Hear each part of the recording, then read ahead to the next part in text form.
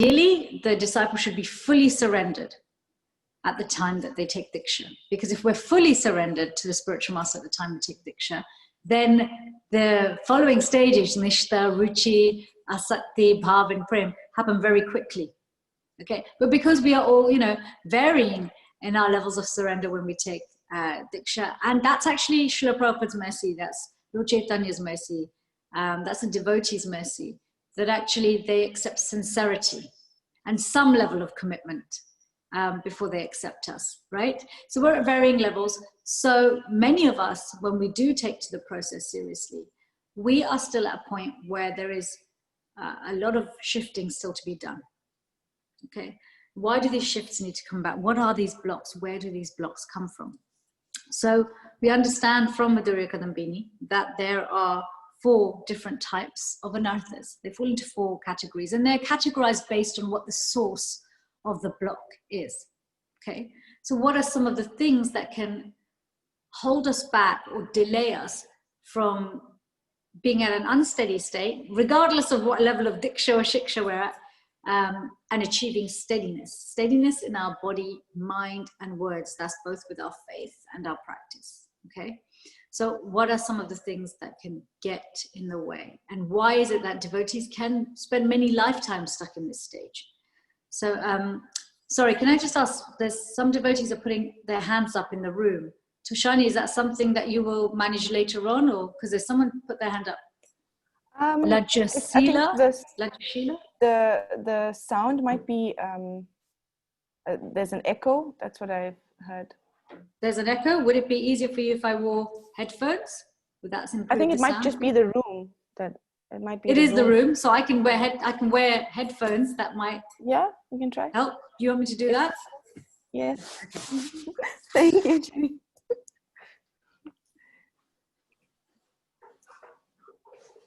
We'll be right back after this short intermission. It wasn't that short. It was very short, actually, on that. So let me just get connected. While you're connecting, I like what you said about this process that, we're following all the regulative principles and we're doing everything. And then obviously things start to come up. There's an Anartha Nivriti process. It's like we hit this.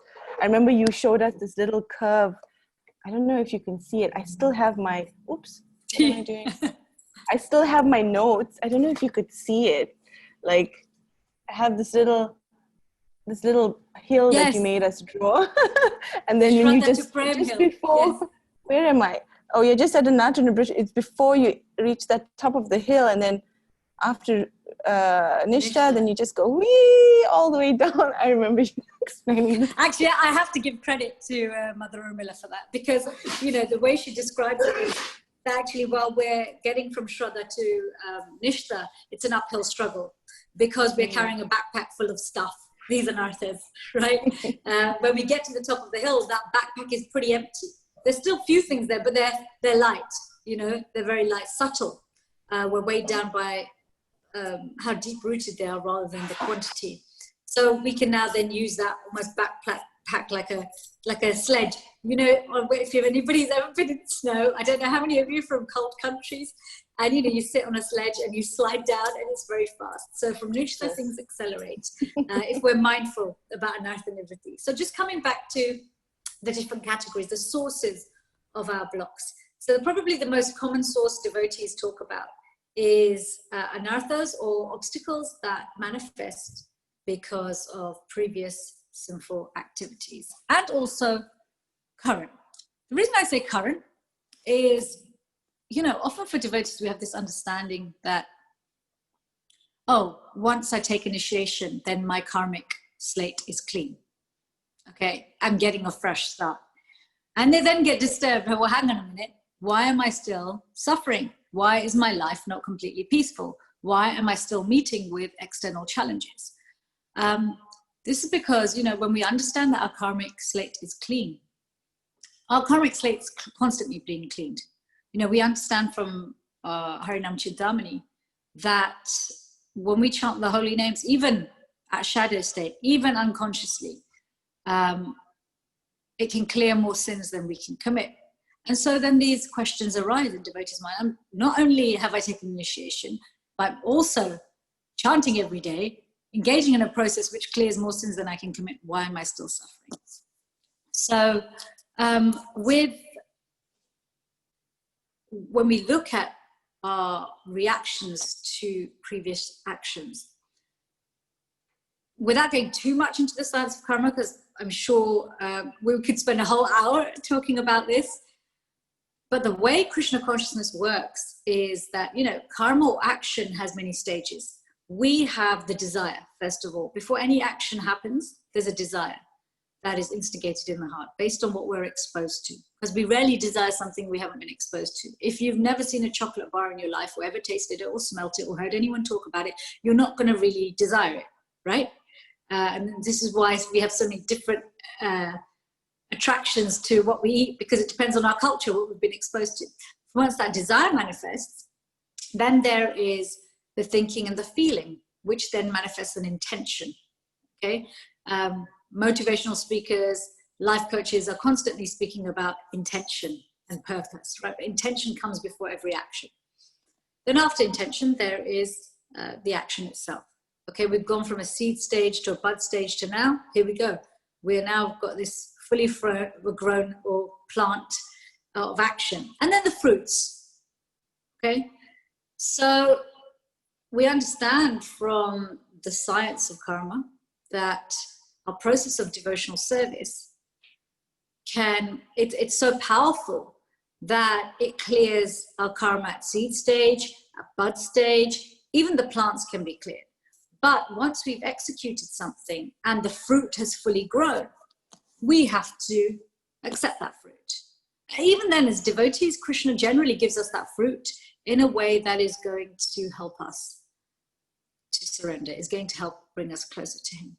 Other ways to understand it is that actually even when we start the process of devotional service and we stop all sinful activity, there is some motor still running, like a fan, right? When you switch off a fan, it's still running, right? It takes a bit of time for it's still moving from the momentum. It takes a few seconds after you've switched it off and unplugged it for the blades to stop spinning.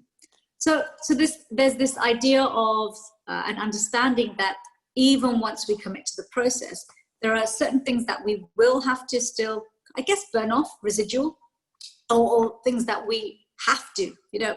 Ultimately, karma is driven by Krishna in that he has designed everything to bring us closer to him, either through pain or pleasure. And it's our decision as to whether we do it through pain or pleasure in many ways.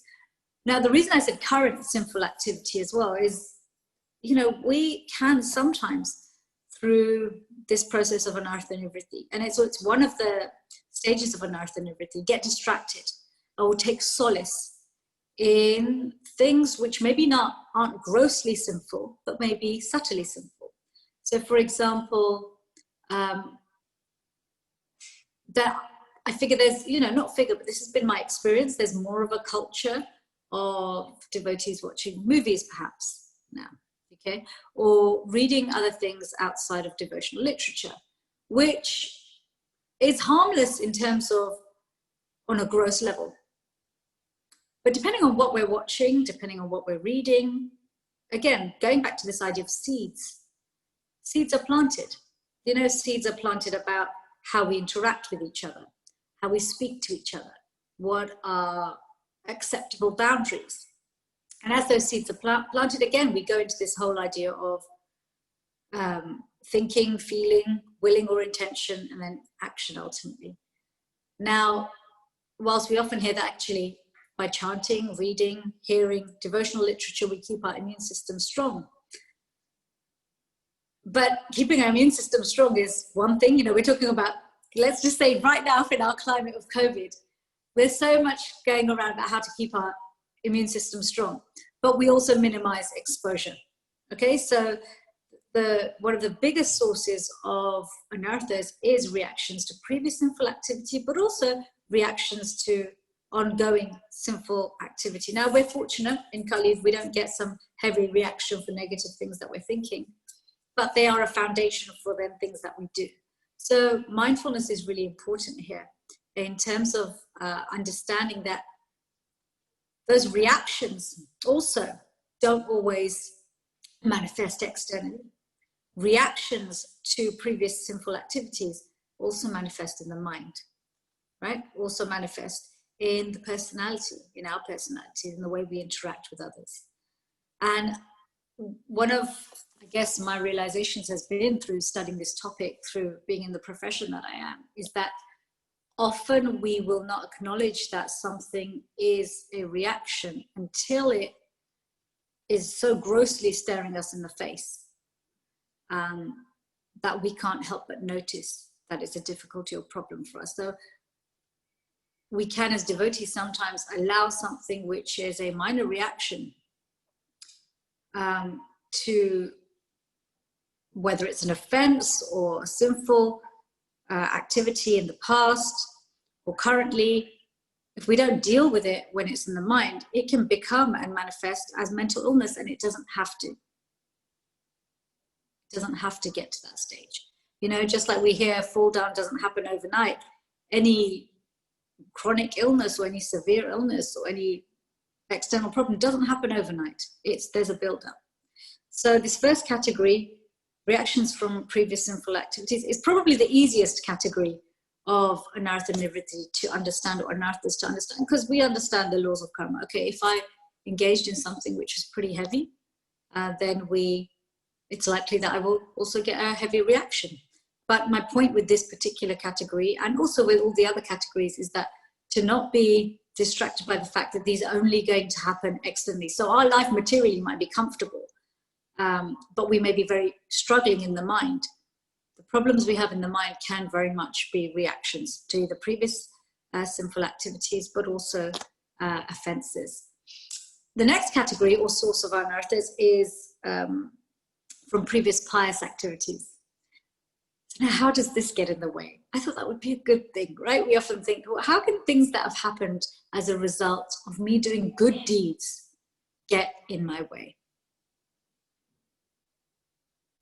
What are the results of good deeds? Results of good deeds can be things like having wealth, beauty, fame, okay, having a wonderful family life. Okay, all of these things are reactions and results of pious activities. And on the whole, they feel good. But when we feel good, it can make it harder for us to surrender because we're comfortable. If we look at, the 4 major reasons Krishna gives in Bhagavad-Gita, why people come to him, why they want to surrender to him. One of the primary ones, one of the hugest ones, is out of distress or out of lack of wealth. So they come to him for wealth, right? So the understanding is that if we are not struggling, if we are not distressed, if we maybe have wealth,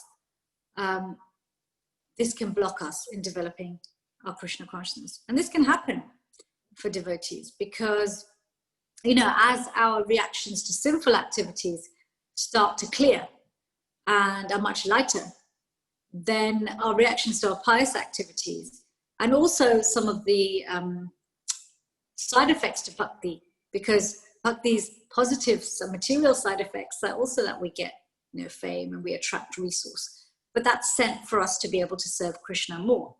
So this can, it's a real test for us every time, even the good things happen to us and the things that appear to be negative, is how can I use this to accelerate my devotional life rather than get distracted. One of the reasons that it's hard to surrender, or harder to surrender when there is a lot of wealth, is because life is comfortable. But there are those who have a lot of wealth, who have material happiness, who have wonderful, lovely reactions and the results of their good activities, and they're able to surrender because they have developed some sukriti, some understanding, some growth in their Krishna consciousness, that actually everything I've been given actually is to be used in Krishna's service. And we read and hear about in Bhagavatam wonderful personalities like Ambarish Maharaj, who had so much wealth. He had everything. We hear about even devotees now who they have so much materially, but they spend an hour in puja in the morning, they spend a couple of hours in the evening in puja, they offer everything, their mood, their mindset, the fruits of their work and their wealth back to Krishna. So it doesn't have to be. The results of our pious activities don't have to be a block in our spiritual life. The way to transform that is to see how I can offer it back. The third category is blocks that arise from making offenses. Okay, now these offenses can be offenses to the holy dham, offenses during deity worship, offenses during service, so seva aparad, dham aparad, nam aparad, so offenses against the holy. And there's so many different types of offenses. And often we understand offenses as poor behavior, but also offenses are poor mindset, right? A begrudging mindset, a resentful mindset, an angry mindset. So these things really affect what kind of reciprocation we get from Krishna in doing all of those things. Yes? So, for example, we look at our japa, and when we're chanting, if we're chanting inattentively, if we were to have a conversation like that, our japa with Krishna is our conversation with him, isn't it? And when we have any conversation with anybody, if we're not attentive to what they're saying, they're not going to stick around either in that conversation or come back for another one. It's unlikely, right?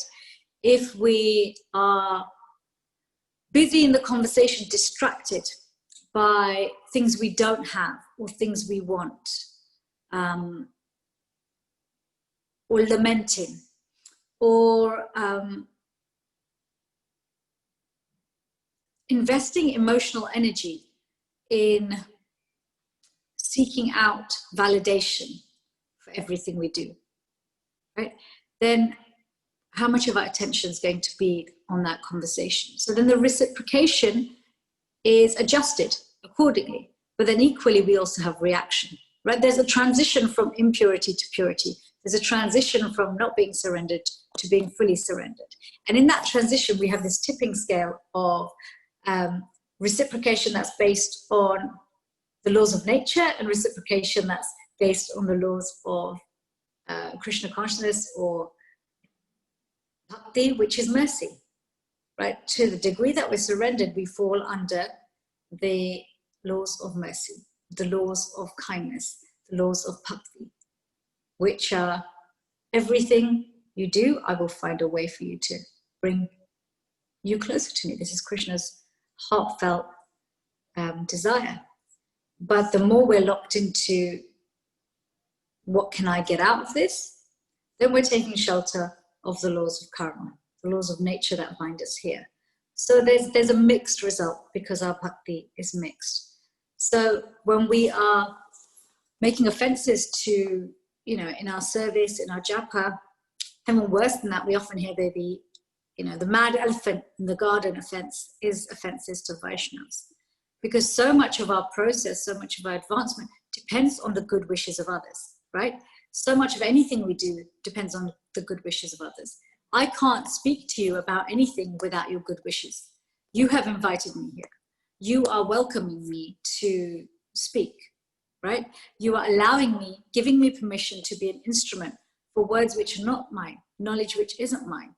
I'm simply repeating words and understanding that have been, so mercifully shared with me. But unless you show me your mercy and allow me to speak, unless you give me permission with an open heart, I can't do that. And without the mercy of devotees, and particularly, when we think of the mercy of the Vaishnavas, we think, our mind immediately goes to, oh yes, such and such Swami, or such and such Guru, or such and such his grace or her grace. We think of high-level devotees, right? And we think, yes, I must attract the mercy of these Vaishnavas. Yes, we must. Okay, the more pure and more senior, the more advanced someone is, we get more powerful mercy. Their wishes, their petition to Krishna has great effect because Krishna really listens to them. However, most of our interactions are with those around us. And that's where we are most likely to make Vaishnava Pura.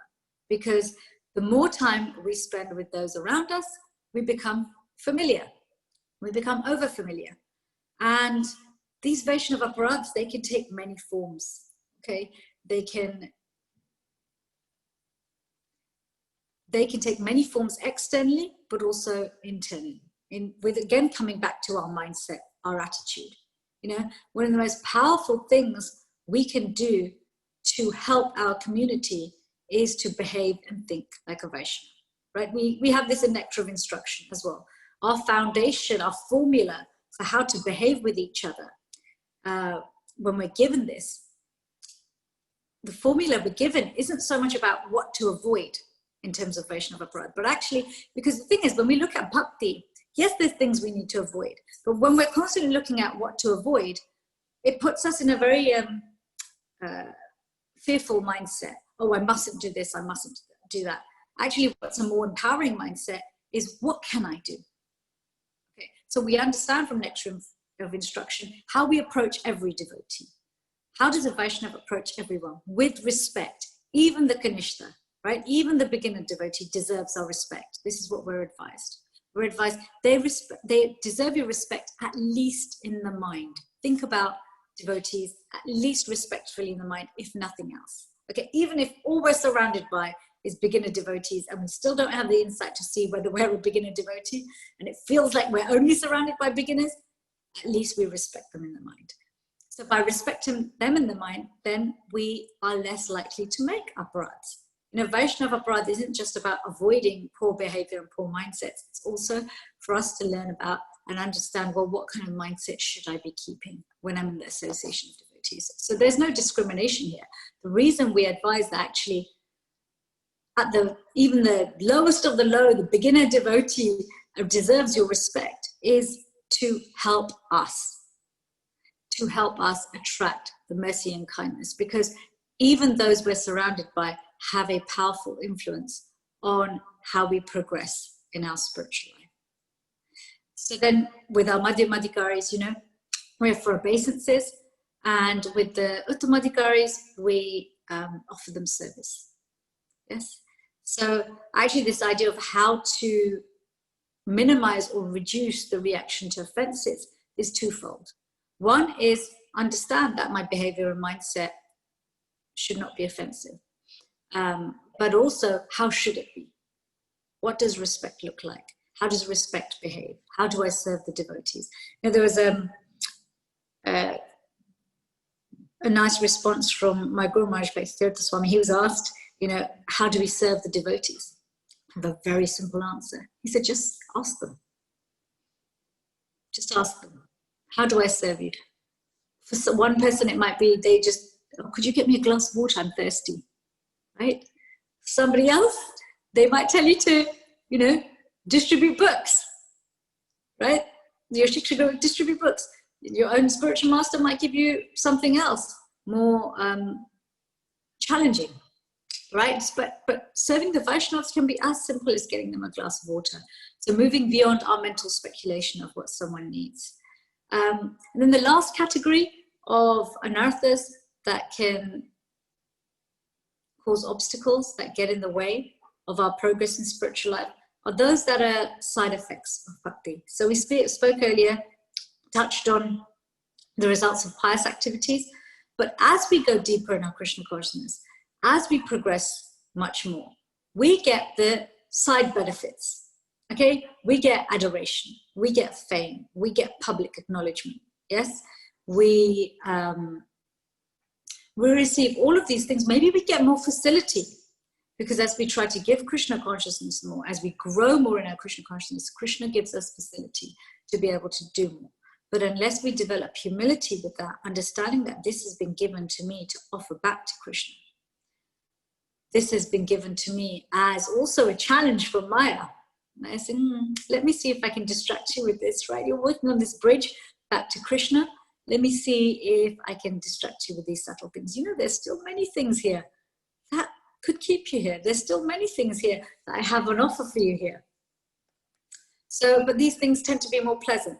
They tend to feel more validating than the other things, right? What is one of the things we are constantly seeking while we're here in the material world? We are seeking validation. I know when we hear about this attachment to fame and adoration, sometimes devotees say, I don't think I have attachment to fame or adoration. I'm an introvert. I like to keep myself to myself. attachment to fame and adoration goes beyond personality types. If we look at attachment to fame and adoration and boil it down to its essence, which is actually attachment to being acknowledged and appreciated, that's there in all of us, regardless of our personality type. You can be an extrovert and be extremely humble. You can be an introvert and still have strong attachment to being appreciated and validated. I'm going to pause. Can I get some water, please? Is that okay? If you give me a moment. I'm so sorry.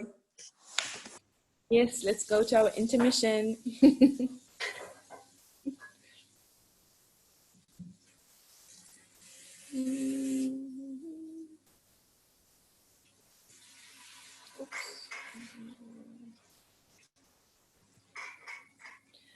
Hare Krishna, everybody. If you have any questions related to the topic that Mataji is talking about, please do submit it and we can ask it at the end. Thank you. Haribol.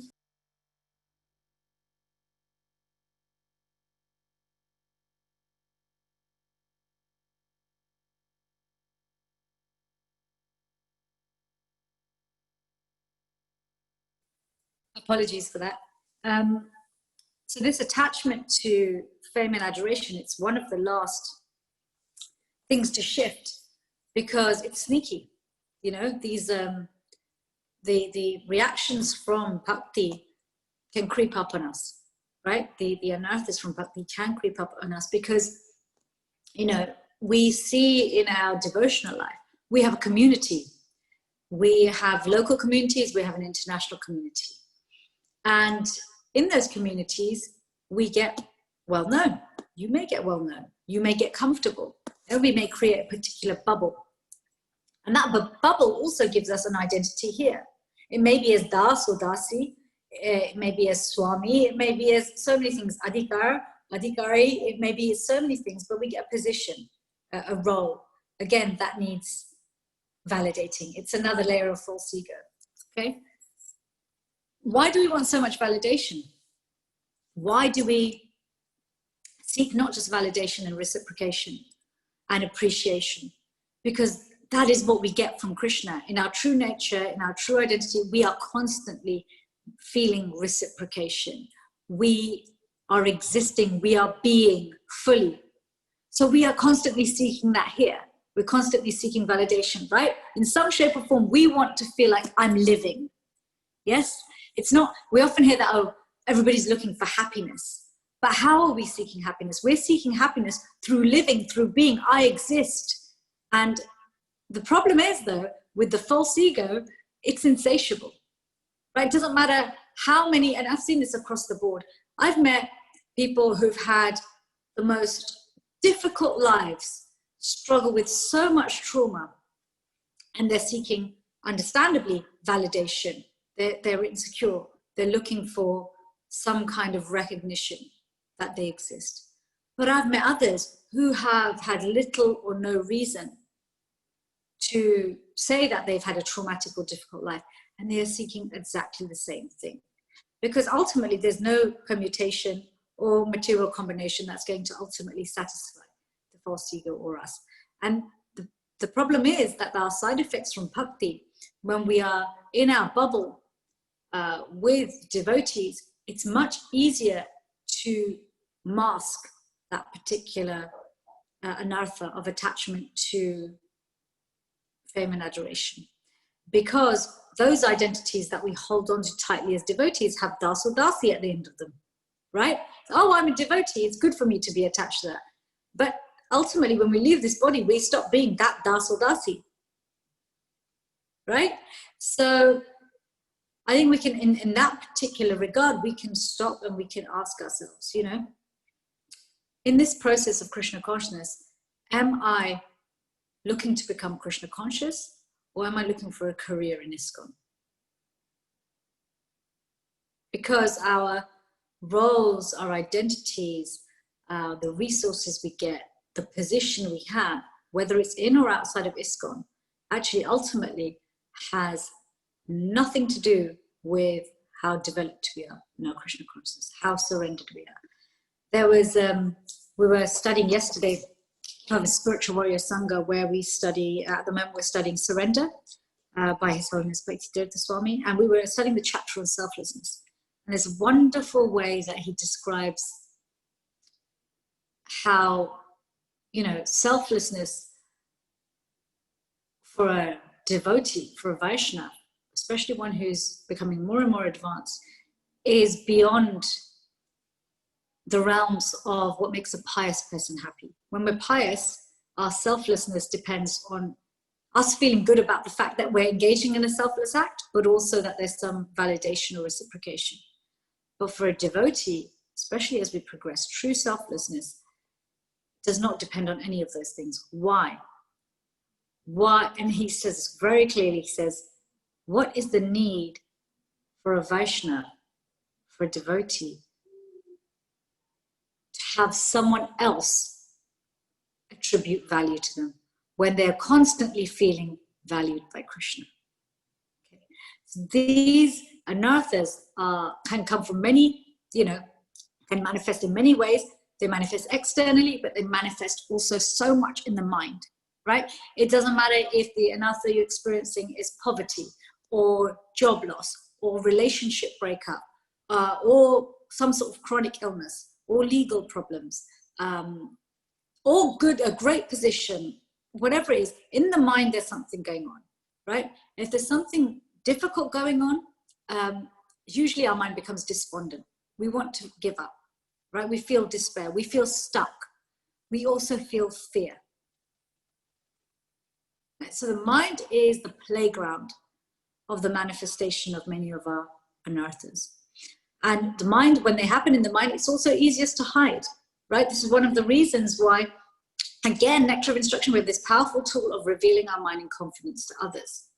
Why? Because it's easy to, or relatively easy, to look and behave like a good devotee. All the while we're suffering so much in the mind.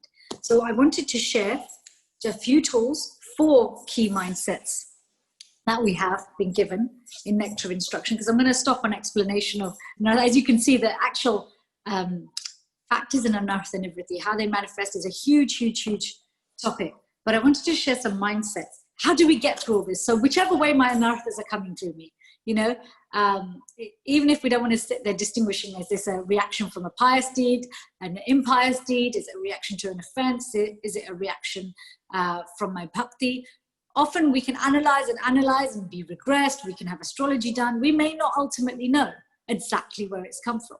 The point is, how do I react to this? How do I cope with it? Not just how do I react and cope, but how do I get through this so I can use it as a stepping stone to get more steady rather than an obstacle, right? When, if you or I go rock climbing and we've had no training in rock climbing, all the ridges and the bumps on the rock look like obstacles. But somebody who's trained in rock climbing, those same ridges become points of leverage. They become opportunities and places of safety for them to put their feet and hands so that they can climb to the top. So actually the mindsets required for Anartha Nivriti are all about, how can I look at this Anartha? How can I look at this challenge in such a way that it actually becomes an opportunity for me to be able to use this as a stepping stone to climb up? Okay, so the mindsets that we're given in Nectar of Instruction, first of all, starts with the 3 that we're given is enthusiasm, and we're also given confidence and patience. And the 4th one I want to share with you is actually from Bhagavad-Gita. It's straight from Krishna, where he says in 1866, he tells Arjuna to proceed without fear. Okay, he asks Arjuna to abandon all varieties of religion. He also asks Arjuna, surrender to me.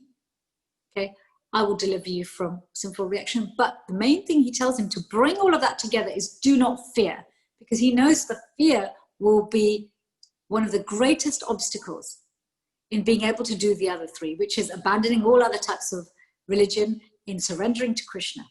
Okay, so in our letting go of all the different things that we make our religion here, everything that we put before Krishna, because that becomes our religion, and surrendering to him, the number 1 thing that comes is fear. But before we move on to fear, let's go through these systematically. So what is enthusiasm? Enthusiasm, Prabhupada defines it as endeavor with intelligence. So we understand that if I ask you guys what's enthusiasm, some of you will describe it as a feeling, right? Yeah, I feel excited, right? I feel, when I'm enthusiastic in my body, I feel my heart is kind of beating fast. I feel like smiling. You know, you may describe so many physical and emotional descriptions of enthusiasm. But enthusiasm, actually, the way Prabhupada describes it, is that it goes beyond just a feeling. It goes beyond just a physical state of excitement. We may feel like that in the beginning, right? We can all recognize that when we first came to Krishna consciousness, it was kind of like being high. It was like being high. It was like an elation, like, wow, where is this coming from? And much of that is Krishna reciprocating. Much of that is Krishna saying, okay, here's a little taster, okay, of how you can feel all the time. But some of that enthusiasm is also about finding something new, finding something different, having new friends, wonderful prasad. You know, all of these things make us enthusiastic.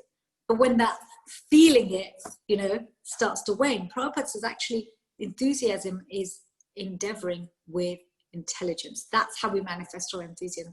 That's, you know, sometimes I've had a few new devotees ask me, you know, I come to the temple and I love devotees and it's so amazing. But sometimes I find the devotees who've been around a long time, they don't seem so enthusiastic. Why? Because they're looking for somebody who's excited and like this. You know, that doesn't necessarily mean that the enthusiasm is deep. You know, if we go deeper into Shastra, we understand there are layers. There's immature enthusiasm and then there's mature enthusiasm. So this is what Srila Prabhupada's directing us towards. Actually, if we're going to be successful in getting through Anartha Nivriti, if we are going to be successful in working through all the challenges that will inevitably come our way, that we must endeavor with intelligence. Okay, what does this mean? It means the intelligence he's talking about is this spiritualized intelligence, this intelligence that comes from hearing properly, this intelligence that comes from reading properly. Okay, because when we have proper intelligence, when we understand, when we see things through the eyes of Shastra, this Gyan Chakshus, we know where to place our endeavor. Haven't we all experienced that when we're not hearing properly, when we're not reading properly, our endeavor is put in many, many places, right? We don't know whether we're coming or going. So isn't it a common symptom in our devotional life that we'll take to our mentors, our Shiksha gurus and our gurus, that I'm so busy doing service. I'm so busy doing service, I don't know what to put away and what to carry on. And we keep justifying it as, oh no, but I want to, I don't want to say no to service. But if our service then means sacrificing our sadhana, if our service then means that we are filled, our time is filled so much that we actually don't really know where we're placing our endeavor, or we lead to a point where we are completely burnt out, you know, how then are we meant to develop the deeper aspects of enthusiasm, right? So this point about endeavoring with intelligence is mature enthusiasm, is it goes beyond the realms of looking for that quick fix high that people are looking for when they go to a life coach, when they go to, you know, seek outside in looking at personal development courses and life coaching courses where we're just trying to feel good. Krishna consciousness ultimately isn't about just feeling good in the mind and body. In fact, we will all hit a point, all of us, every single one of us, and many times we'll hit points in our Krishna consciousness where our mind and body, we don't feel a physically good emotion or a mentally and psychologically good emotion in response to even doing the right thing, because we're being tested. Krishna's testing us. He's saying, you're still enthusiastic to be with me, even though you're not feeling it in the body and the mind? Because that's a real test, because one can feel completely satisfied in the heart, and yet the body and mind may not really be feeling much at all. You know, I remember when Bhakti Tirtha Maharaj was leaving. One second, I'm just going to ask them to be quiet.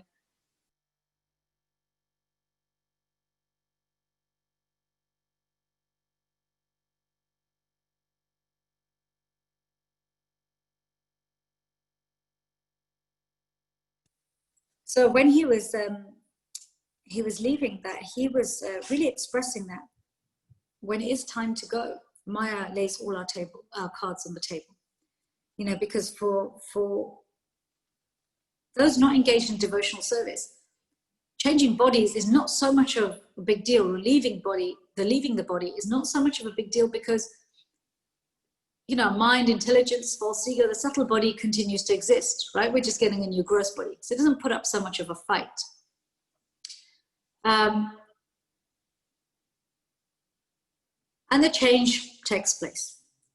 But for a Vaishnava, and especially Vaishnavas who are really transitioning to going to a deeper place, going back to Krishna, going to continue the journey, the mind and false ego, especially, and he was explaining how if you're about to shed the mind and false ego and the subtle body once and for all, they really, really put up a fight, you know. So but while he was going through that,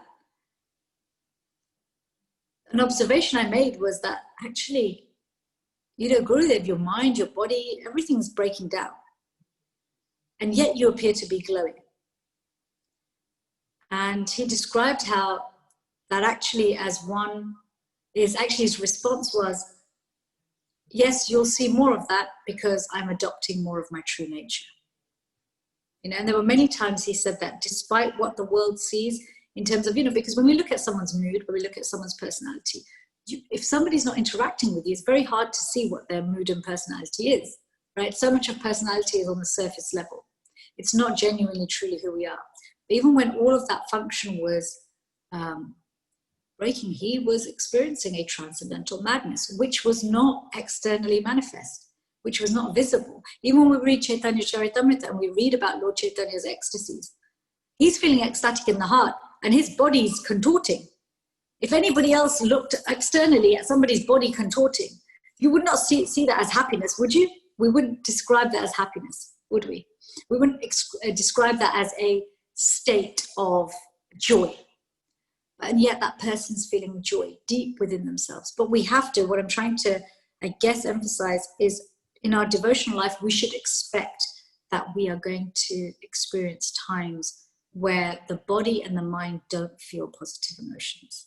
Okay? And yet we endeavor with intelligence. We persist because that is an expected part of the journey rather than becoming disillusioned and unenthusiastic. Don't give up because help is always there. This is where strong Vaishnava relationships are important.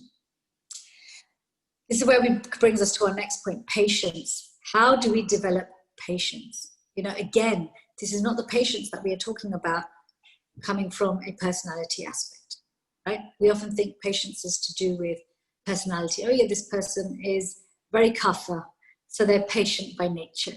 Yes, there is of course a personality aspect, right? But that kind of patience is very surface level. And if we are relying on just our personality to get us through Krishna consciousness, then again, we hit a brick wall. What kind of patience is Prabhupada talking about here when he talks about, you know, he's expanding on the instruction to develop patience in being successful in our Krishna consciousness, but also getting through Anartha and Nivriti. This patience he's talking about is born of the third quality, which is confidence. Confidence in what? So, confidence in Krishna. Confidence in the fact that Krishna loves us. Confidence in the fact that the process works. And again, this comes back to having our intelligence nourished by hearing and reading properly. When we hear and read properly, the mind's compass is set. Okay, the mind is looking for direction. Our mind is looking to see on the compass of the mind, which direction are we going to go in? And there's one thing we can all do for ourselves is set our compass of our mind in a direction that gives us confidence in Krishna.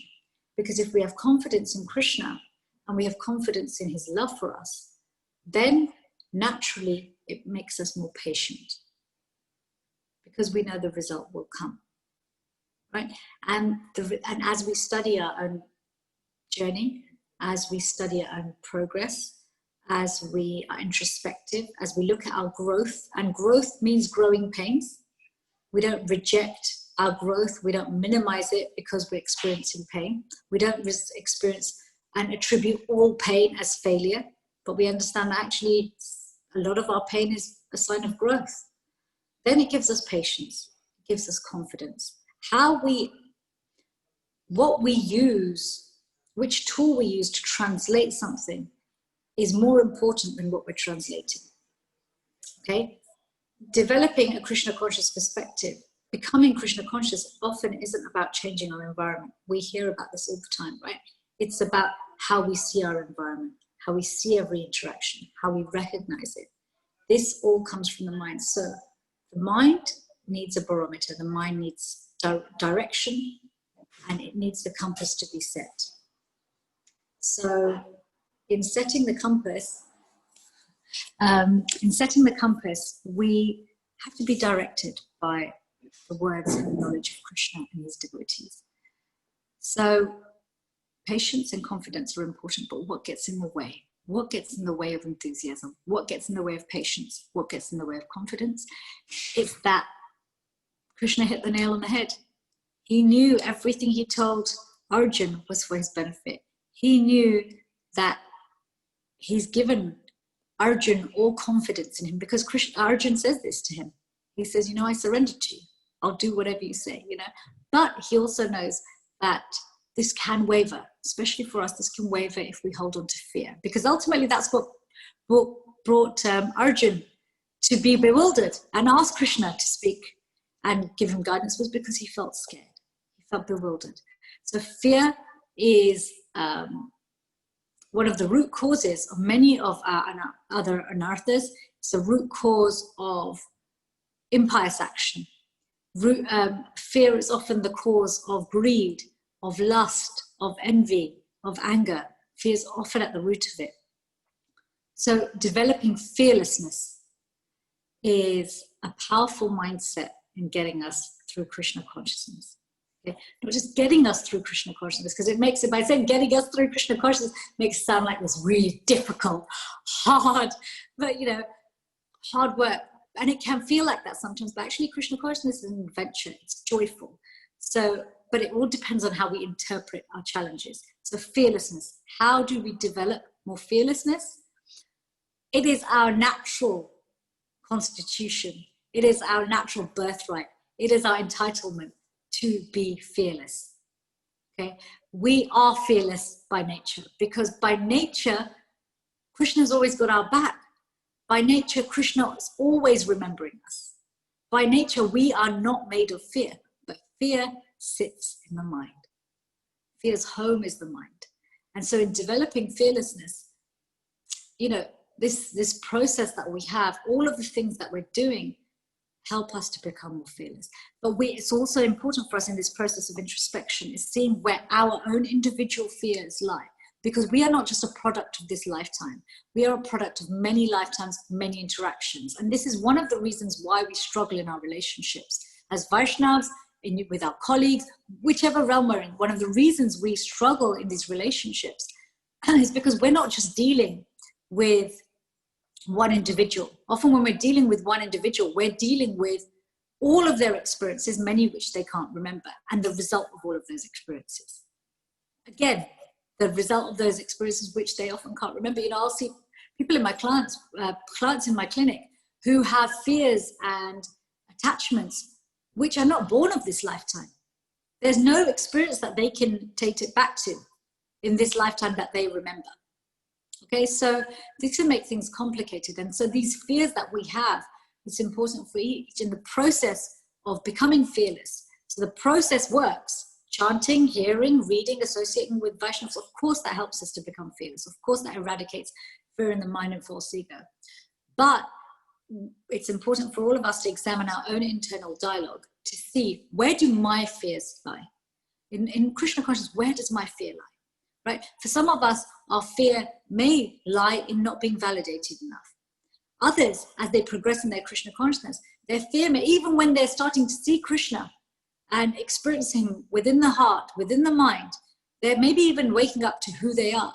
Where does their fear lie? Does your fear lie in being scared that if you let go and surrender completely, you may come across as a madman or a mad woman, right? So the fear is there, and it disqualifies us, but it can qualify us if we are willing to face them and be honest about them and move past them. So I'm going to stop there, because although this is like an overview, we've touched on so many different things, and I know Toshani's probably has some questions lined up. Toshani?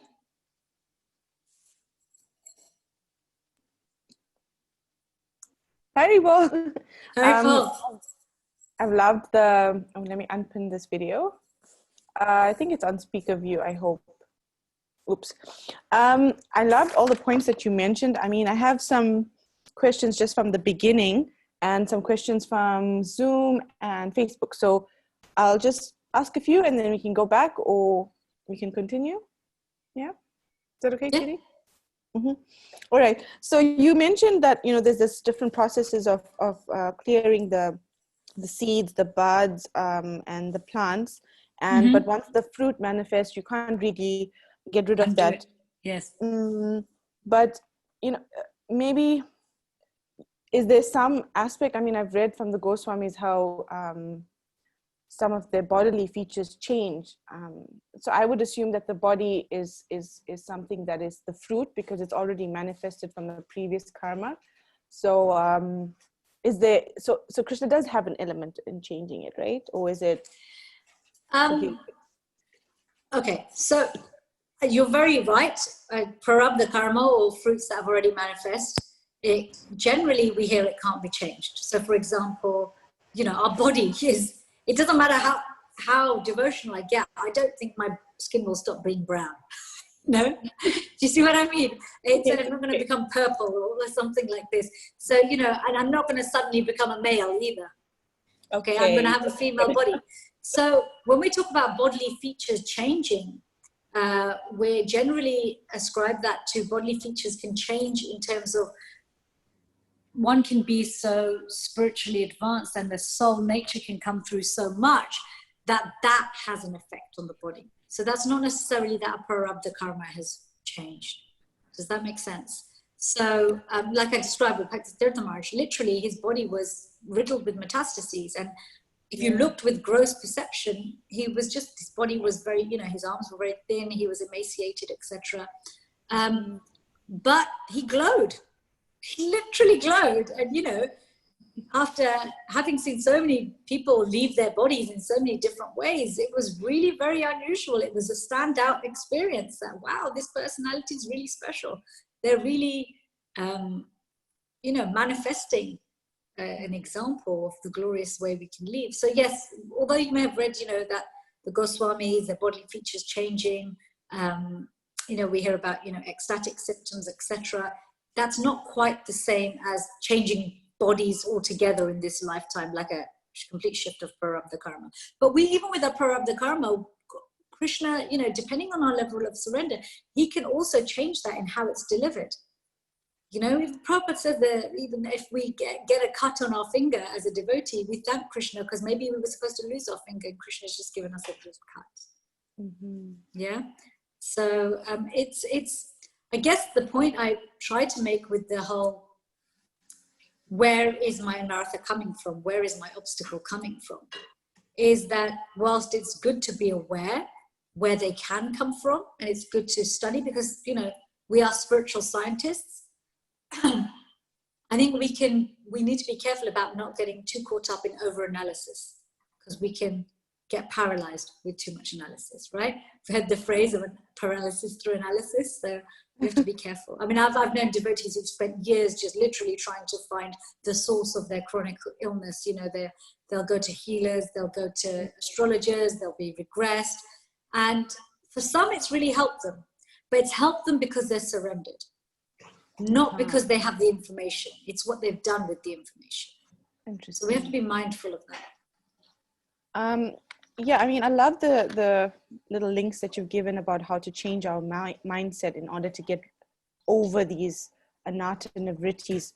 But what I find is that it can be discouraging when you've been doing all the right things, and then, you know, some of my friends have said that while they're chanting, things come up while they're chanting that are not very devotional, that disturb their mind, and they almost don't want to chant because they know when they start chanting, it's going to bring up all these, as you would understand, like traumas, or samskaras, I guess. How do you? I mean, japa, Krishna's name is powerful. It's a powerful purifier. You clean a room, any of you ladies who've ever taken a jharu or a broom to the floor, the dust flies around everywhere, right? Or you're cleaning, the dust does fly around everywhere. If we gave up because we saw the dust, no room would ever get clean. Okay. Right? So japa is powerful. Krishna's name is powerful. One of the first things it does is shake things up in our mind. It's one of the reasons why I remember when I was a younger devotee, I asked Gurudev, I said, Guru, shall I do a study on the effects of japa? He said, no. I was surprised when he said no. I said, why?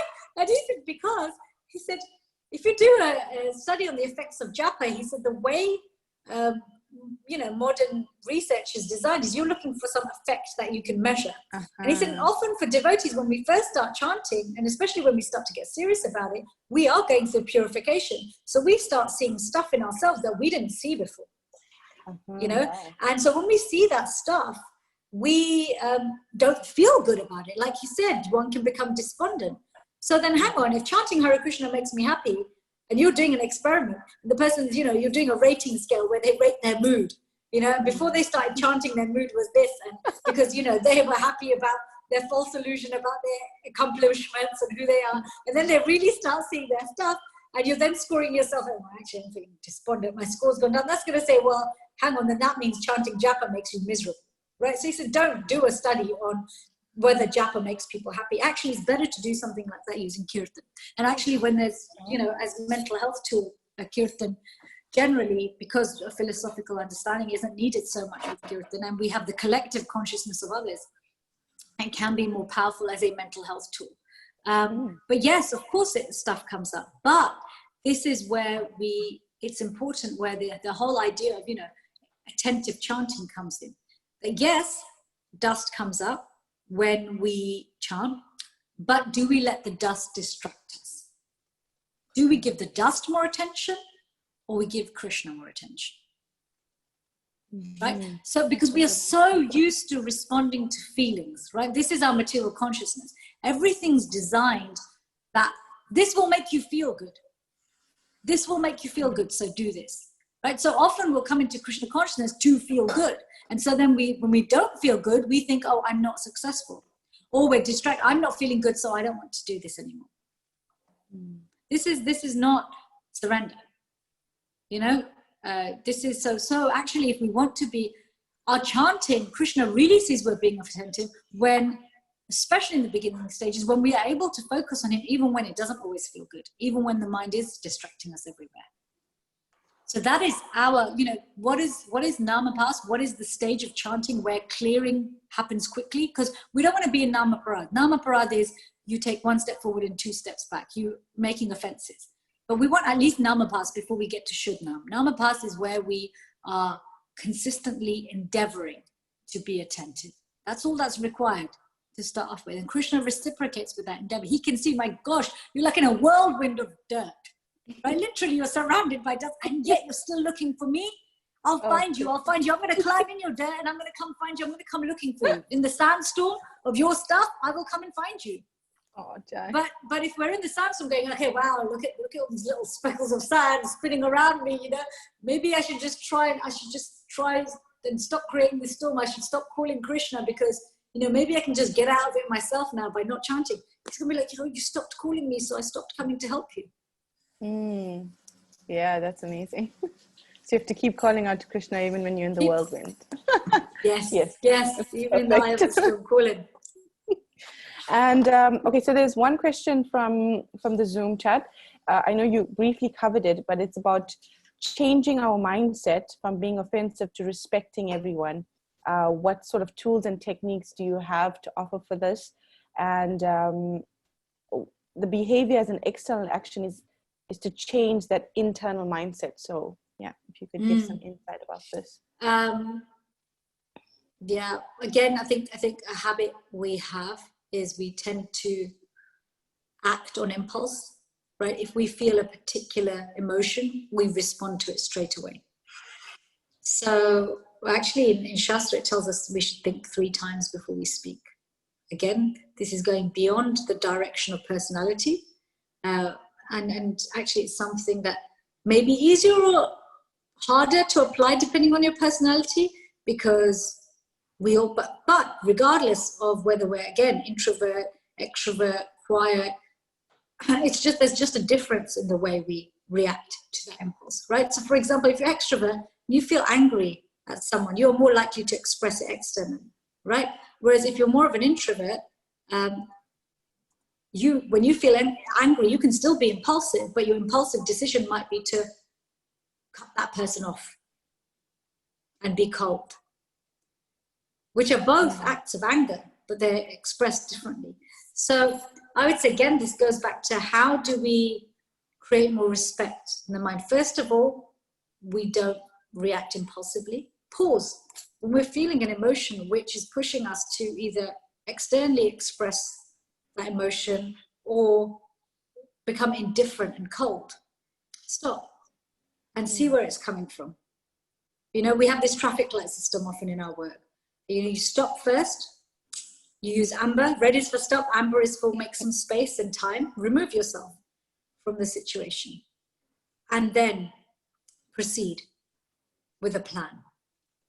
Okay, so this can even apply to not just behaving with devotees respectfully, but also developing respect for them. And ultimately, respect comes from appreciation.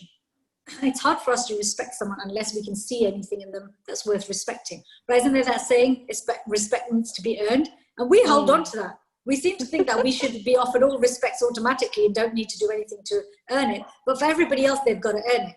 Well, they probably have already earned it. We're just not giving them credit. So we can stop and we can see, okay, what can I appreciate about this person? Because when we appreciate, by going through the process of appreciating and being grateful, we are then attributing and seeing the value of someone. When we see the value of someone, then respect comes automatically. So it's not just, I admire the way you do this, Prabhu, I admire the way you do this, Mataji, but actually I respect you for it. When we respect someone, then there's no question of disrespectful behavior. Yeah, I mean, this is something that I catch myself also not fulfilling, you know. So I've made a pact with myself that if I have sort of had a Vaishnav aparad in my mind or spoken about somebody in a bad or negative way, I try to find some gratitude for that person or to find something positive to focus on, and hopefully that it will manifest continuously, that it won't be an ongoing thing. But I like the analogy of having this traffic light. In South Africa, we call it the robot. The three. Yeah, so thank you for that. We have also someone from Facebook, and then you can continue. The Facebook one is, Hare Krishna, thank you so much for this class. I have heard that austerity in one's life helps you to connect to the Lord on a deeper level. How do you achieve this deeper connection when you don't really have that austerity in any aspect of your life? If you have no austerity in your life, I mean, Prabhupada describes austerity as voluntary. Okay, so we can invite austerity into our life. You know, it's not that we wait until Krishna takes everything away. We can create austerity in our life. So austerity helping us to go deeper. You know, this is the thing with austerity, is we don't want to create an artificial environment of austerity, which we'll give up quickly. And we also don't want to get too comfortable. So I think for each and every one of us, again, this goes back to introspection, spending time with ourselves, all the layers of ourselves, and just seeing, in my life, is there somewhere where I overindulge? Or actually, I don't really need to indulge this much. And if I stripped back a little bit, I would be able to connect more deeply with Krishna. And, you know, austerity is not always of objects or wealth or people. It can also be austerity with our time. It can be austerity with our words. It can be austerity. There's austerity on so many different levels. So your question was quite broad, so I don't know if you want to maybe ask something which narrows it down a little bit more, so I can maybe give a more helpful answer. I don't know if she's still on Facebook. Okay, sure. I'm sure she heard it. There is a delay on Facebook, so I'm sure if she has any update to the question, she'll probably post it on. I mean, I'm conscious that we are down to our last 5 minutes, so I just wanted to know if there was more, because I don't have, I've given my overview, so it's mainly I'll deal with questions. Okay, cool. So there's one from someone in the Zoom chat. Dandavat pronouns, thank you for the deep and insightful class. Some common fears are fear of failure and the fear of success. We can justify these in terms of a kind of spiritual bypassing. I need to do this perfectly because it's a service, or if I get too much wealth or fame, I'll become proud and puffed up. How can we distinguish and dispel the material versions of these fears? Okay, can you repeat the question, please? Because it was quite long, so I just want to see what, because it sounds like there's two aspects to it. Yeah, so there's this common, the common fears that she experiences is the fear of failure and fear of success. And we can justify it by doing things like spiritual bypassing, by saying, I need to do this perfectly because it's a service, or if I get too much wealth or fame, I'll become proud. So they're scared of these sort of anarthas from developing. And how can we distinguish and dispel the material versions of these fears? Okay, so fear of failure, the fear of success. So fear of failure can manifest as wanting to execute our services perfectly, and fear of success can manifest as, okay, I don't want to do this too well because then devotees will glorify me, right? So, you know, this is the thing, when we get stuck with failure, fear of failure or fear of success, what it ends up doing is making us procrastinate and delay doing the needful, right? One of Maya's biggest tricks is to get us to procrastinate and delay proper action in our Krishna consciousness, because we're scared that we either won't be able to do it properly, and if we do it well, then it will bring glorification and we won't be able to handle the glorification properly. So this really shows that we are still very much depending on our own abilities, right? Actually, the only thing that can make me deliver a good result for Krishna is myself, and the only person who can help me get through fame and adoration is myself. This is the ego tricking us again and making everything about ourselves both ways. So, and looking at both things, if we look at fear of failure, what does Krishna tell Arjuna to do in the Bhagavad-Gita? Krishna never tells Arjuna win the war. He only tells him to fight. Wow. And not only does he tell him to fight, he says, fight for me. So when we're executing any service, actually, we shouldn't be scared of failing. Because if we're doing that service for Krishna anyway, it's Krishna who rewards the result. So we want to have an attitude as if like serve as if everything depends on us, but also with the understanding that ultimately it's Krishna who gives us the result. This is where endeavoring with intelligence is important, because I think it's important for all of us to know, have the intelligence to know, where do my skills lie? Okay, if we are serving in a capacity which is within our biopsychosocial nature, there's less fear because we have skills there, right? Krishna didn't ask Kunti to fight the war. He asked Arjuna to fight the war because Arjuna's a warrior. Yes? So in doing our services, it helps us to be fearless, to do services which are within our nature. As we surrender, then we can do anything to Krishna, because then that idea that, and the understanding that ultimately I just try and Krishna rewards the result is more deeply embedded in our heart. But fear of failure is usually a symptom of when we think that actually the only person we have to depend on is ourselves. So Krishna never tells Arjuna to win the war, he just says to fight. So whenever we have a service, we think that Krishna has asked me to do this. He's not asked me to be successful in it. If I'm successful externally, that's his mercy, but my success is in doing it for him. Now, in terms of the rewards that come with success, the external rewards, like we were talking about, you know, fame and adoration, again, Maya's trick is if we are scared of that, then it's going to stop us from acting properly. But again, coming back to Bhagavad-Gita, Krishna tells Arjuna he'll be famous in all three worlds for winning the battle. You know, they will have the kingdom, etc. But it's Arjuna's affection for Krishna that's more important than the fame and adoration. So this is where confidence is important. Confident that when I'm following properly, actually by doing this service, my affection for Krishna will become deeper. So actually fame and adoration can come, but they don't mean so much to me. Okay, attachment's always there, right? We all need enough attachment to keep us in this body. But we often hear about pure devotees. They have karma, but they only have enough karma to keep them in this body. Otherwise, they wouldn't need to exist, right?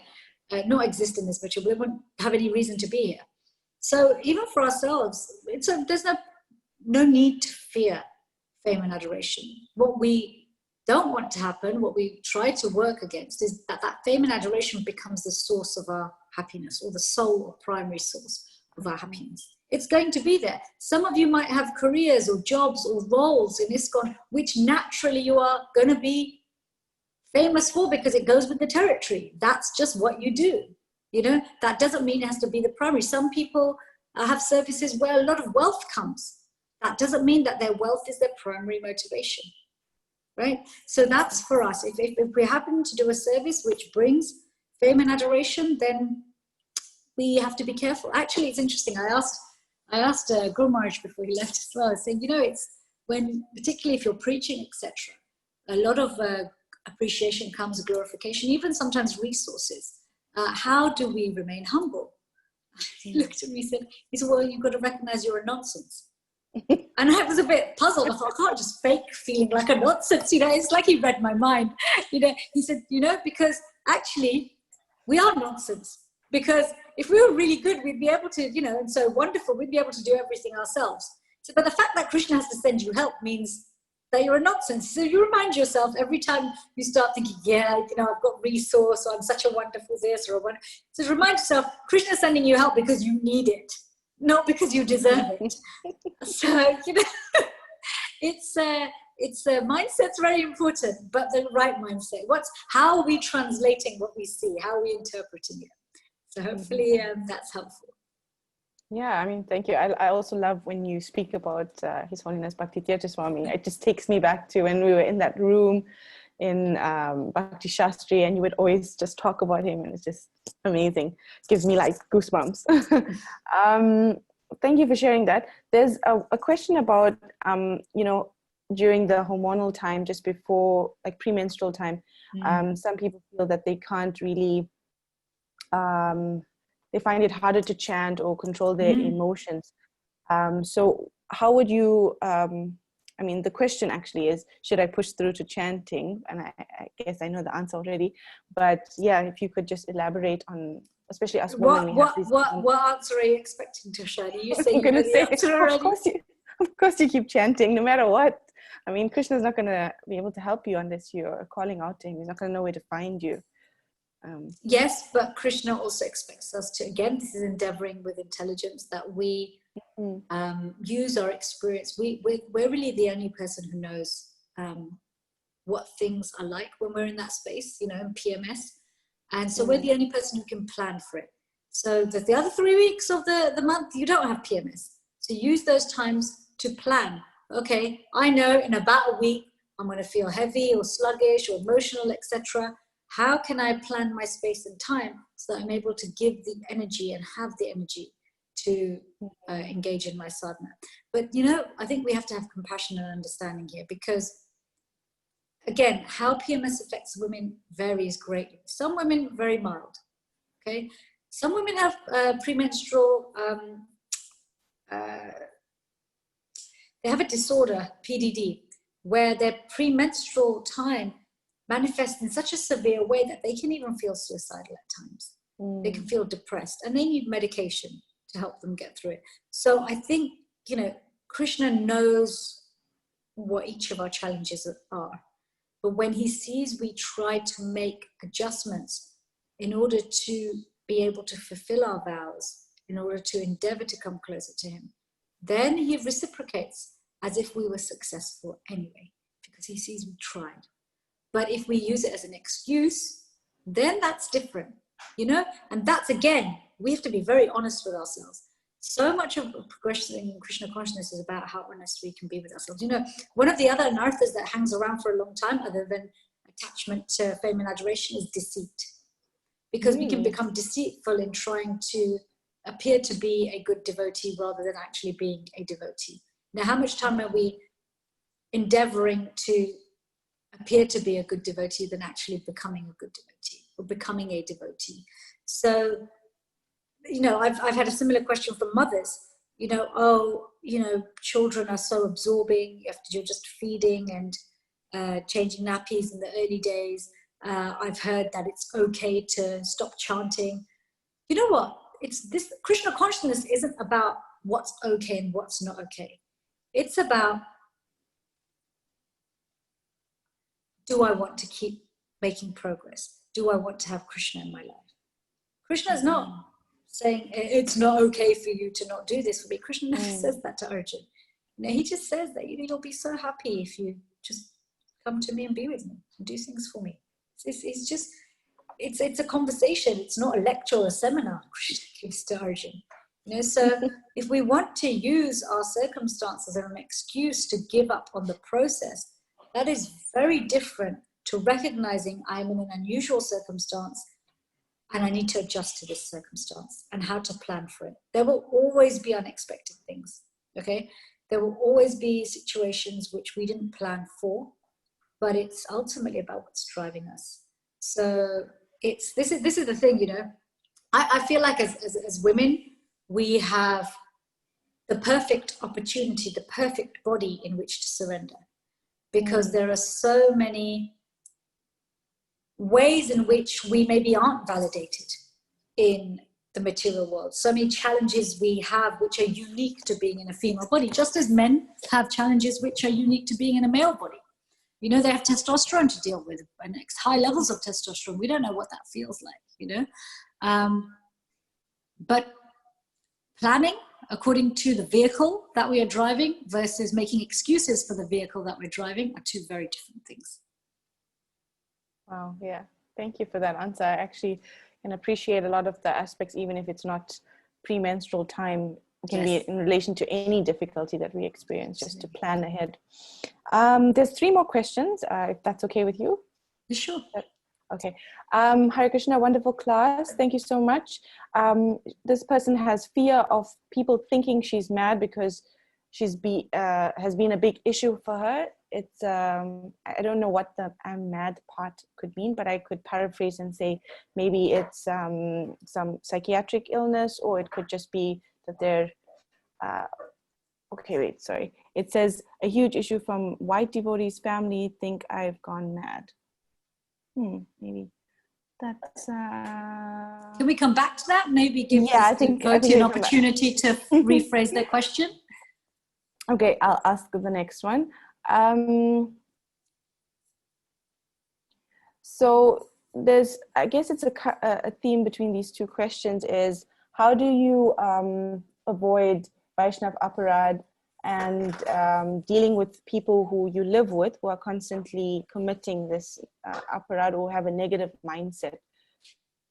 You know, they can't escape it because they live with them.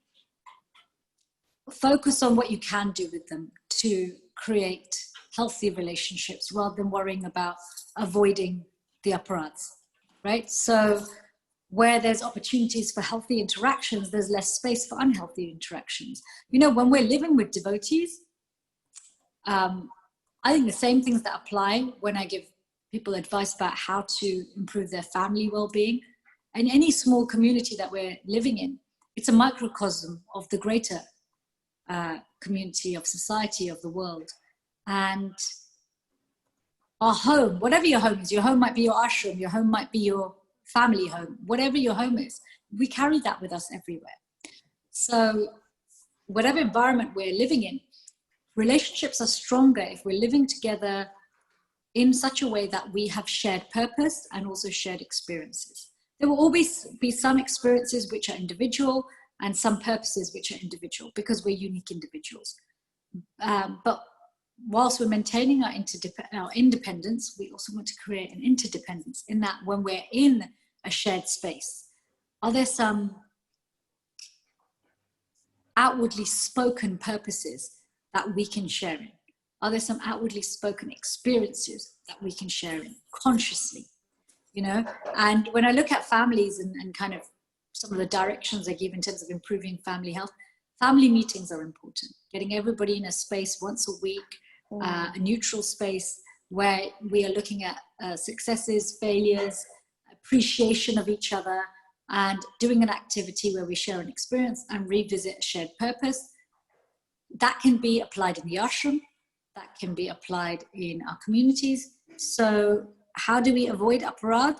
Fill our time doing positive things with each other in such a way that there's no space to be offensive to each other, because our affection for each other has become so strong. Wow, thank you.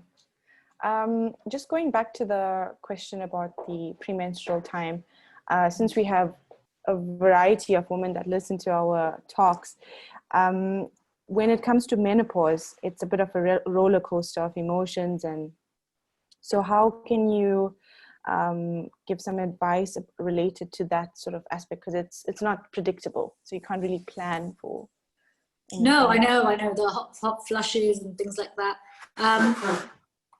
You know, whether our physical or mental suffering is biochemical, physiological, hormonal, it's, you know, Krishna recognizes we're whole beings. We have a physical side, a psychological side, a social side, and ultimately our spiritual side. Even when we're completely engaging and wanting to engage on a spiritual level, we have to be careful and mindful of the social, psychological and physiological. So whether it's menopause or PMS, there may be nutritional supplements, medication, simple things like getting adequate rest, okay, getting adequate nutrition that are important to be mindful of and partake in order to facilitate our Krishna consciousness. Okay, if you're sick, don't fast. You know, Prabhupada didn't expect us to fast if we're ill, because if we're sick, we're fasting, we're not going to have the mental space and capacity to be able to chant.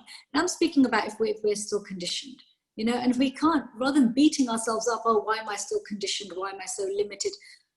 It's we are where we are. And if we acknowledge where we are, we'll move forward with it. If we don't, we pretend we're somewhere else, then we're going to go in the wrong direction. You use Google Maps. First thing Google Maps asks you, any GPS asks you is, where are you? What's your starting point? You can put in where you want to go, but unless you put in a starting point, it can't direct you. Oh, yeah. Okay, so with menopause, with unpredictability, there's ways we can minimize the unpredictability.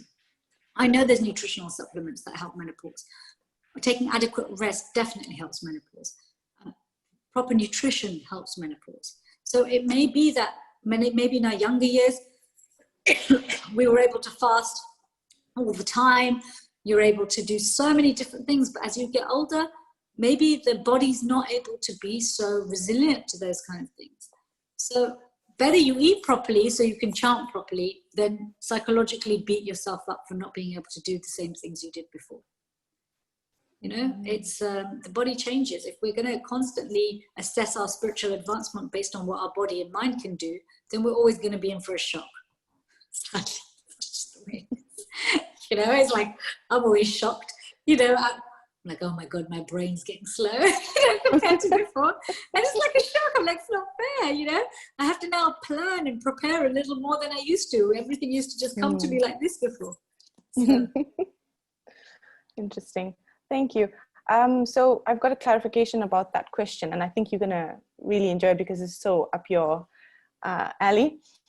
So she expressed that she had an awakening because of Krishna's mercy about 3 years ago, and but was brought on by suffering.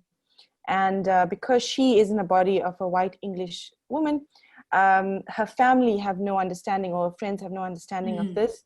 And she finds it hard, and she also finds it fearful of full surrender because of the states that you experience when you've completely surrendered to Krishna, like, you know, exhibiting ecstasy, laughter, you know all the things that happen when you reach that stage. So she's just worried of full surrender because she doesn't know what she would display and then, you know, be called mad. So she's fearful of going further. So I would say, in short, my answer to that would be that you need to find devotees who are like-minded. Your main association and friendships can't be with, it's not going to be helpful for it to be with people who don't understand what Krishna consciousness is about. And if you associate with devotees more and are honest about your experiences, then you'll get direction on how to cultivate those experiences in a positive way. And if there's anything about those experiences which is difficult, or maybe manifesting as a type of madness, then you can get help with that also. But as long as you're completely reliant on your main input and validation being from those who don't understand these things, then it's going to be difficult. It'll be difficult for your material life and your spiritual life. Because, I mean, I don't know you, so I don't know whether what you're experiencing is, you know, a transcendental awakening, or it's a mixture, because sometimes in a transcendental awakening, there can be symptoms which can appear to be mental health symptoms. But it's important to have association with devotees who can distinguish between the two and help you to navigate through that journey. Because we can get distracted and actually become unwell as well at that time, if it's not managed effectively. Okay, thank you so much for that. I hope that answer helped the yeah, it's hard to answer questions like that without knowing details. Without knowing because person, it can be both ways, but association is always essential, because that association, those who are people who are going through something similar and have been through it and come out of it, will be able to guide you best in terms of how to cultivate that properly. But don't give up your sadhana, because these things manifesting, they need the direction and strength of our sadhana. When there's no sadhana, those experiences can actually send us the wrong way. Yeah, I mean, I guess if the more you pray to Krishna to help you with this, they will send you the right people, or the right devotees rather, to associate with and hopefully get shelter from. I really liked your point, this part about the mindsets that you should have to get through these anarthas was about proceeding with fear. And I find fearlessness, sorry. Yeah. And I mean, in this time of COVID, there's so many things on social media, from our friends, from our local communities, that are just putting us into a state of fear and panic. How do we as devotees practice on developing this fearlessness? I know there's no easy way, but maybe sort of a step-by-step approach on how to go about it. Identify them first. So that's the first step with becoming fearless, is identify our fears, be honest about them, okay? And then with each of our fears, we can systematically get the facts right. What's the truth? Okay, like with COVID, one of the reasons everybody's so fearful is most people have misinformation about COVID, or misinterpretation of the information that's there. Okay, whether that's come through fake news, or whether that's come through their own mind, or their conversations with others. Where there's fear, fear just means that we see something as dangerous, right? And nothing seems dangerous unless there's fear. So two go hand in hand. The situation is only dangerous to us if we're fearful of it. If we're not fearful of it, it's just a case of risk assessment. Yes? So we're constantly assessing risk. When you cross the road, you're assessing risk. Crossing the road is more dangerous than COVID, because you're more likely to be hit by a car than die from COVID, right? And actually more accidents happen at home than anywhere else, right? So there's different things. There's so many things out there which are more dangerous than COVID, but it's about measuring the relative risk, keeping our immune system strong whilst protecting ourselves. So having facts about whatever we're fearing is important, because that minimizes the fear and the situation automatically feels less dangerous. When Krishna talks about, there is danger every step of the way, but he'll protect us from that danger. What's the danger that he's protecting us from? danger he's protecting us from is our perception of things being dangerous because of fear. So developing fearlessness, first of all, starts off with identify your fear, then get your facts right. Even if it's not COVID, whatever you're fearful of, what's the actual situation? Because fear is based on irrationality. Fear is based on a non-real life. Okay, fearlessness is based on real life. So get the facts right. Now, as well as getting the facts right externally, we want to live in our reality as much as possible. So the process of Krishna consciousness, our reading, our hearing, our chanting, our associating with devotees, that's our real life. When we read pastimes in Krishna book, when we read Krishna's pastimes, all those entities, all those pastimes he has, that's our family. That's our real life. We've been there. We've had that life already. We're just going back to that life. So when we're reading those things, it's jogging our memory. It's like an amnesic, an amnesic patient who has bumped their head and lost their memory. They don't know who their relatives are. They don't know who their name is. We're like that.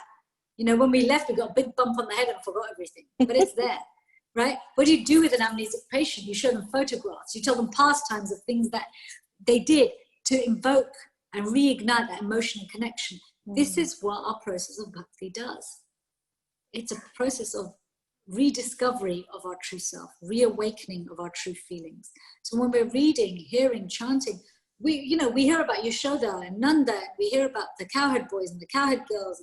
This is our family. This is our real life. The more time we spend in our real life, the less time we spend in our illusion life. When we're not in illusion life, we're fearless, right? So it's much like a character in a movie. When they're playing their part, they may imbibe fear, they may act scared, they may respond to the situation in the movie as their character would. But then they switch off and see they're back to who they are, right? So as we become more Krishna conscious, life is like end scene. Right? We can play our roles out there, but we can end the scene when we need to and we go back to our real life. Wow, thank you. I can't believe how the time has flown. I didn't even realize. I know. Wow. We've been nearly on for 2 hours. I know. Is that all the questions done? Yes, that's all the questions. Lots of appreciation for your class and for this, for the realizations. And most people are asking when we can hear more from you, but I'm sure we'll post that up on the Sadhvi Sangha. So we'd love to have you on here, but also about this topic. I know you're presenting it on a separate session. Yes. So we can always share that with the ladies on the group. Of course, yeah. And on Facebook. I mean, and if devotees are interested in so I have 2 Instagram pages. One is one I started 6 months ago, so it's still relatively new. So that's just at Dr. Chetna Kang. On that I mainly share things to do with personal development, spirituality, and mental health, but in a language that's really accessible, because a lot of the people who follow that are looking for spiritual values which can support them with personal and psychological development, who may or may not be devotional. And then literally like last week I started actually Shakti, which is because I felt like I would like to reach out to devotees with more devotional content. I've been doing this for such a long time and I've never been on social media, so I thought I was being pushed to everybody, can you go on social media? And I'm old school, it's like, well, social media seems like something that I need to still get to grips with, but that's there. I haven't posted so much just yet, but if you're interested, I will be posting more. You have a Facebook page? It looks like it's picking up a Facebook page as well. Yeah, there's also a Facebook page. There's also a Facebook page, but I tend to use Instagram more. I don't use Facebook so much. Okay, so that the Chiti Shakti one is at Chiti Shakti? Maybe you can CITI SAKTI, no H's. It was in the thingy, the invite that went out. Okay. That's it. Thank you. Right. So before we end, I always like to ask you, the speaker, what is the main take-home point from your the psychology with Anartha and Nivriti? What would you like the viewers to remember, just take home from this? So my take-home from today's session, in terms of the psychology of Anartha and Nivriti, is that as we progress as devotees, just to recognize that a lot of the Anartha and Nivriti takes place in the mind. It's not just in the external. So try not to fool ourselves into a false sense of security that when things are externally comfortable, that there isn't much more to go. Okay, that's the first point. And then just the second point, that the more we spend time cultivating the positive mindsets, the less we will be bogged down by the negative mindset. So actually focus more on what to do rather than what not to do. Because you know, the false ego is rebellious. The minute you tell it not to do something, it wants to. So rather than focusing on what not to do and avoidance, being in an avoidance mindset, let's try and be in a proactive and empowered mindset. Thank you. And I wish everybody all success. Thank you so much for having me. Yes, thank you for joining us. I mean, I've been asking Saradia to get you on here, and it brings back so many memories. Thank you so much for coming on and gracing all our viewers with your knowledge. So thank you everyone for listening. I'm going to end the Facebook Live first, and then